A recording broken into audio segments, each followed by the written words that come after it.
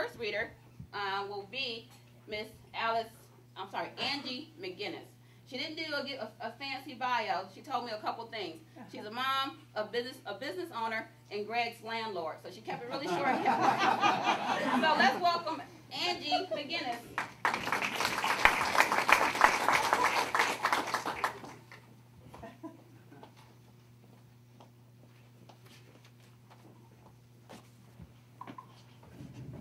Well, I'm here tonight because Greg lost his keys to his apartment.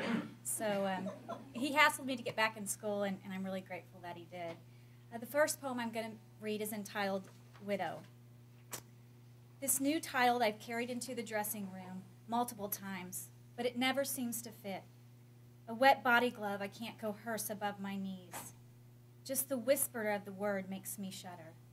Naomi's only, a black widow devouring her mate. Aunt Gertrude awaiting her death. The demeanor of strangers drooping with pity. A new box to check on every form. And often there's no box at all. I once wrote in error, I'm a window, which I much prefer in this round world, pegged with squares. Okay. The next poem I'm going to read is a mouthful, as I intended it to be. Bras.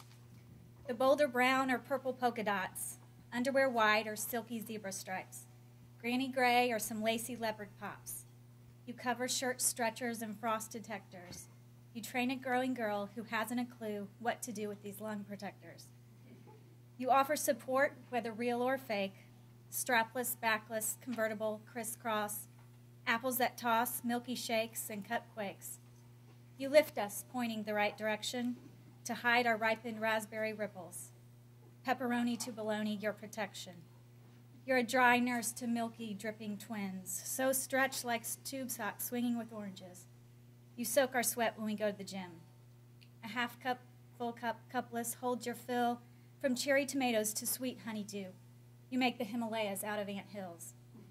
Your mission is juggle jugs and cargo cones, to band-aid our buttons sizing from A to K. But when evening comes, you release our jailed bones. I wish for just one day the bros of this world, who tinker with your hooks, would be embraced by you, wire their hairy pecs and pad their gourds, and set them on a shelf for hoots and eyes, expose them to their hunger cries. Your rose-colored jacket will straighten crooked ties. Okay. And the final poem, I recently came across a video with my Uncle Charlie Mink and Dr. Gary Kramer, both former Lincoln professors. They interviewed a student, which I just found out today, his name is John Milton Finney, who first attended in 1908. He's a Lincoln graduate from here. And this poem is still under construction, and I can't do his voice near justice, but I felt like his story needed to be told. It's called Walking Miles to Lincoln to Gain a Penny in 1915. $15 in my pocket, I strapped all I owned across my back in my Philippine suitcase. I wouldn't be a coward that dare not know.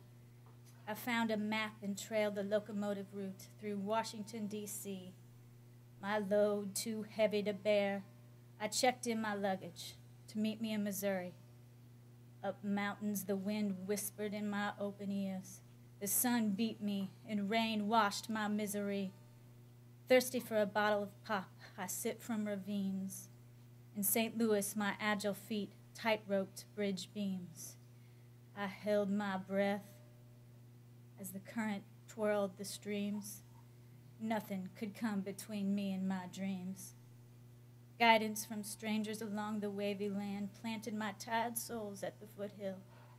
I wept like a Jew released from Babylonian hands to see Jerusalem's wrecked temple resurrected. They fell to their knees and praised God for safe haven. Lincoln, so grand, like buildings made for white folk. They're not gonna let me in, not a colored boy in heaven. I rose, climbed the painted line, and broke my yoke.